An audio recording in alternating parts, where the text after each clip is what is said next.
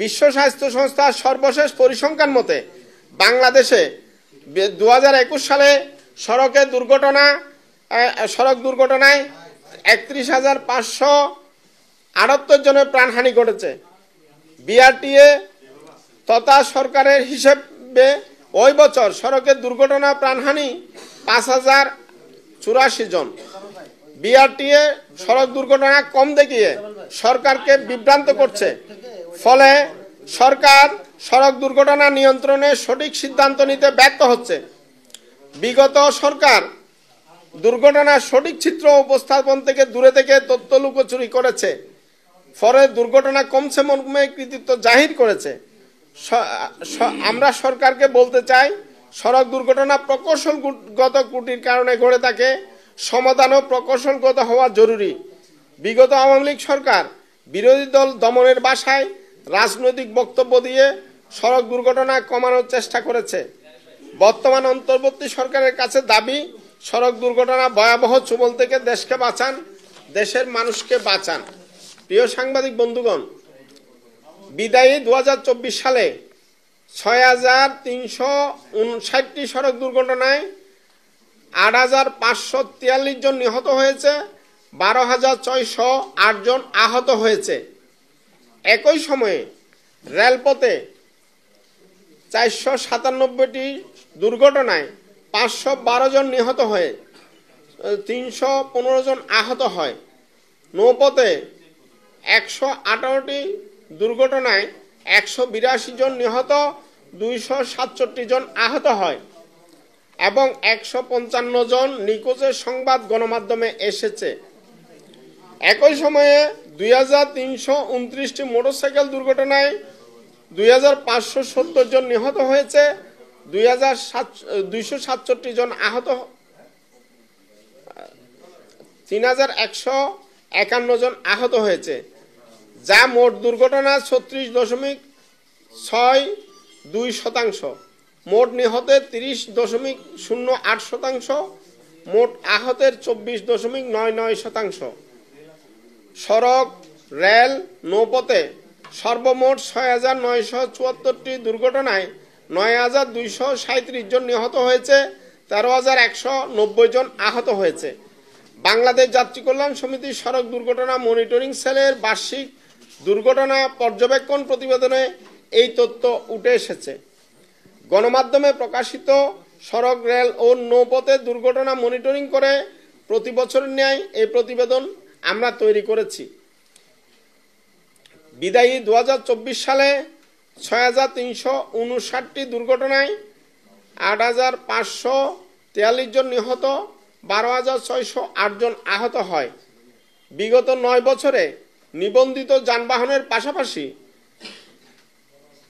বিশেষ করে motorcycle, easy বাইকের সংখ্যা 4 থেকে 5 গুণ বৃদ্ধি পাওয়ায় ইজি বাইক, মোটরসাইকেল, 3 হুইলার সরকারের নিষেধাজ্ঞা অমান্য করে সড়কে, মহাসড়কে অবাধে চলাচলের কারণে সড়কের দুর্ঘটনা এবং প্রাণহানি বেড়েছে। 2023 সালের তুলনায় 2024 সালে সড়কের দুর্ঘটনা 1.54%, নিহত 7.50%, আহত 17.73% বেড়েছে। সড়কের দুর্ঘটনায় আক্রান্ত 168 জন আইনশৃঙ্খলা বাহিনীর সদস্য, 1,952 জন চালক, 1,879 জন পথচারী, 622 জন পরিবহন শ্রমিক, 755 জন শিক্ষার্থী, 126 জন শিক্ষক, 1,206 জন নারী, 658 জন শিশু, 48 জন সাংবাদিক, 17 জন চিকিৎসক, 16 জন বীর মুক্তিযোদ্ধা, 1 জন চলচ্চিত্র নায়ক, 6 জন আইনজীবী, 12 জন প্রকৌশলী, 215 জন বিভিন্ন রাজনৈতিক দলের নেতাকর্মীর পরিচয় গণমাধ্যমে উঠে এসেছে। এর মধ্যে নিহত হয়েছে 68 জন আইনশৃঙ্খলা রক্ষাকারী বাহিনীর সদস্য, 12 জন 64 জন আইনশৃঙ্খলা রক্ষাকারী বাহিনীর সদস্য, 12 জন বীর মুক্তিযোদ্ধা, 21 জন সাংবাদিক, 727 জন নারী, 536 জন শিশু, 434 জন শিক্ষার্থী, 99 জন শিক্ষক, 1372 জন চালক, 265 জন পরিবহন শ্রমিক, 8 জন প্রকৌশলী, 4 জন আইনজীবী, 114 জন বিভিন্ন রাজনৈতিক দলের নেতাকর্মী, 15 জন চিকিৎসক, 1019 জন পথচারী। এই সময়ে সংঘটিত দুর্ঘটনায় সর্বমোট ৯,৭১৭টি যানবাহনের পরিচয় মিলেছে, যার 13.45% bus, 23.33% truck, pickup, covered van, lorry, 6.21% car, jeep ও মাইক্রোবাস, 5.57% সিএনজি চালিত অটোরিকশা, 27.48% মোটরসাইকেল, 16.56% ব্যাটারি চালিত রিক্সা, ইজি বাইক, 7.37% নসিমন, করিমন, মাহিন্দ্রা, লেগুনা সড়ক দুর্ঘটনার কবলে পড়েছে।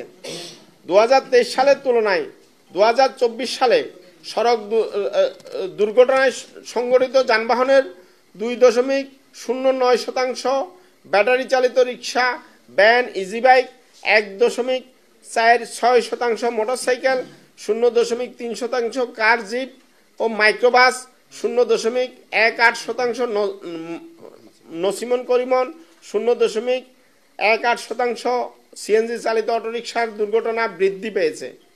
এছাড়াও 0.53% ট্রাক, কাভার্ড ভ্যান, লরি, 2.82% বাস সড়কে দুর্ঘটনা বিগত বছরের চেয়ে কমেছে। সংঘটিত মোট দুর্ঘটনার 50.84% পথচারীকে গাড়ি চাপা দেওয়া, 24.39% মুখোমুখি সংঘর্ষ, 18.92% নিয়ন্ত্রণ হারিয়ে খাদে পড়া, 4.99% বিবিধ কারণে, 0.31% যানবাহনের চাকা ওড়না পেঁচিয়ে এবং 0.73% ট্রেন যানবাহনের সংঘর্ষের ঘটনা ঘটেছে। পরিসংখ্যানের তুলনামূলক বিশ্লেষণ করলে দেখা গেছে বিগত 2023 সালের তুলনায় বিদায়ী 2024 সালে 3.89% মুখোমুখি সংঘর্ষ, 0.04% যানবাহনের চাকায় ওড়না পেঁচিয়ে, 0.05% ট্রেন যানবাহন সংঘর্ষের ঘটনা এবং 4.36% নিয়ন্ত্রণ হারিয়ে খাদে পড়ার ঘটনা বৃদ্ধি পেয়েছে।